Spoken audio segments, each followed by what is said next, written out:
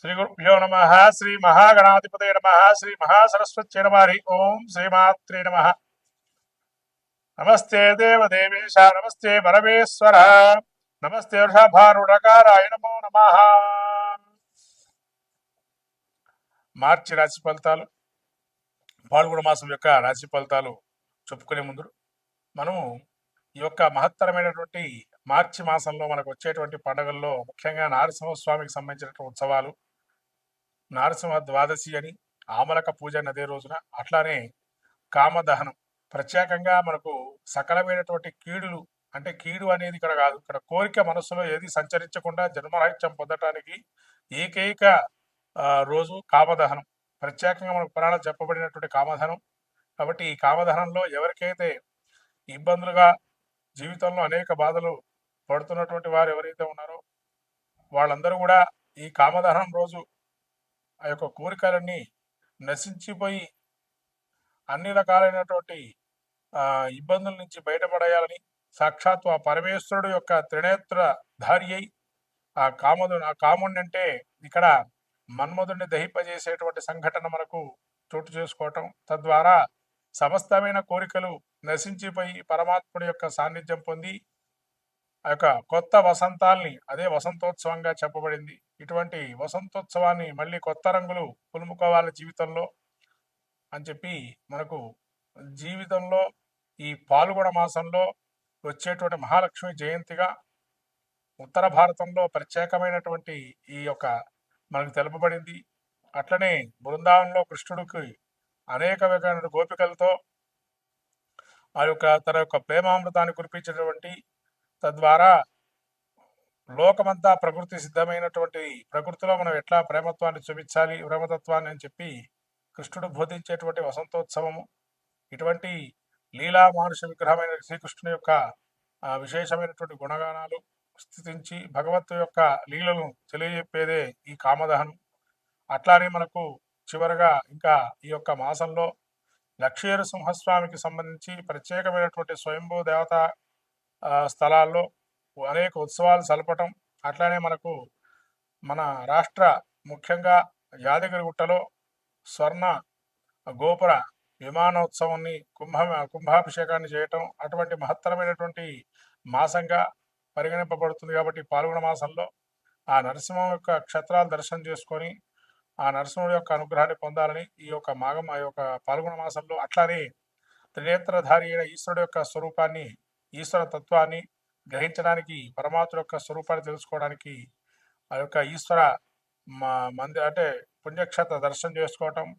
అట్లనే కొత్త ఉగాదికి మనకు అనేక రకాలైనటువంటి ఇబ్బందుల్ని తొలగిపోయి నూతనమైనటువంటి మళ్ళీ సంవత్సరంగా మనకు ప్రసాదించే అనేక దేవతా తీర్థక్షేత్ర దర్శనాలు, ఇటువంటివన్నీ కూడా ఈ యొక్క పాల్గొన మాసంలో చేసుకుంటే విశేషమైనటువంటి ఫలితాన్ని పొందుతారని మనకు ధర్మ శాస్త్రం తెలుపబడింది. కాబట్టి ఈ మాఘమాసంలో ఇటువంటి మహత్తరమైన పుణ్య పర్వదినాలు మనం చేసుకుని సాక్షాత్ ఆ యొక్క ఈశ్వరుడు అట్లానే మహావిష్ణు స్వరూపమైన నరసింహస్వామి అనుగ్రహాన్ని పొంది సకలమైన విజయాలు పొందాలని ఈ యొక్క పాల్గొన మాసంలో మనం ముందుగా ద్వాదశ రాశి ఫలితాలు చెప్పుకుందాం. మాసంలో కేతువు, చతుర్థమందు శని, రవి, తదుపరి పంచమస్థానంలో రవి, పంచమంలో శుక్ర, బుధ, రాహువులు, అట్లాగే సప్తమస్థాన గురువు, అష్టమంలో కుజుడు. ఈ యొక్క గ్రహస్థితి చూసినట్టయితే ముఖ్యంగా వృశ్చిక రాశి వారికి ముఖ్యంగా చతుర్థంలో రవి శనులు ఉన్నారు.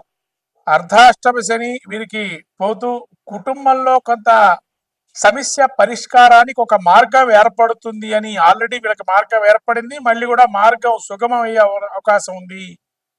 అట్లానే ఎక్కడైతే వీరికి పంచమ స్థానంలో వృత్తిరీత్యా పేరు తెచ్చుకుంటారో మళ్ళీ వీరికి అత్యధికమైన పేరు లాభాలు చేకూరే అవకాశం ఉంది. కీర్తి ప్రతిష్టలు కానీ, నూతనమైన ఆలోచనలు కానీ, నూతన వ్యాపారంగాల్లో కూడా కొంత పొంతలు దొరికే అవకాశం ఉంటుంది. బుద్ధిబలం ప్రదర్శిస్తూ మంచి అవగాహన చాతుర్యాన్ని పొందుతారు.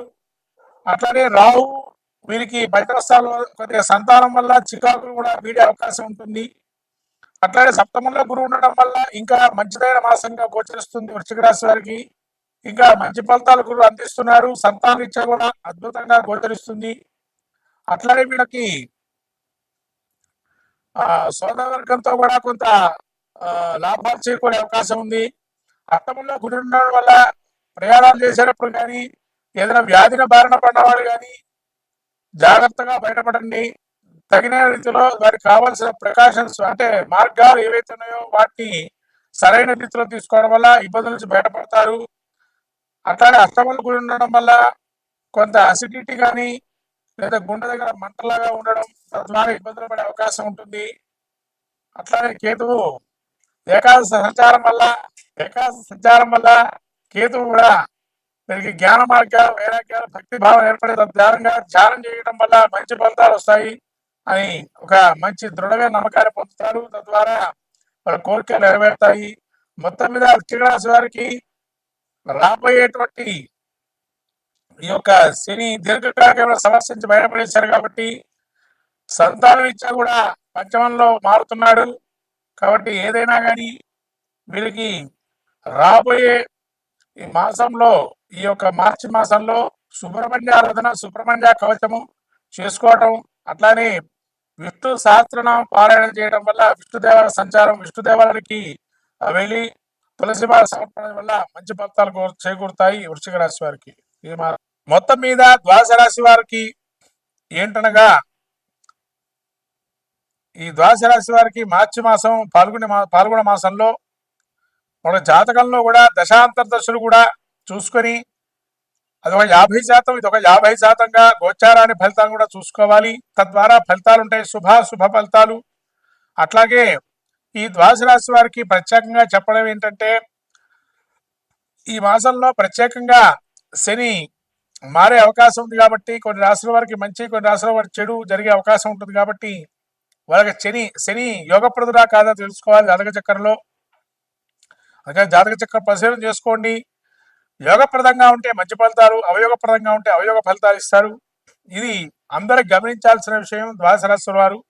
కాబట్టి ఈ గమనించినటువంటి విషయాన్ని మీరు మళ్ళీ ఒకసారి పునఃసమీక్షించుకొని జాతక చక్రాన్ని తద్వారా దానికి సంబంధించిన శాంతి ప్రక్రియలు చేసుకోవటం అనేది మంచిది.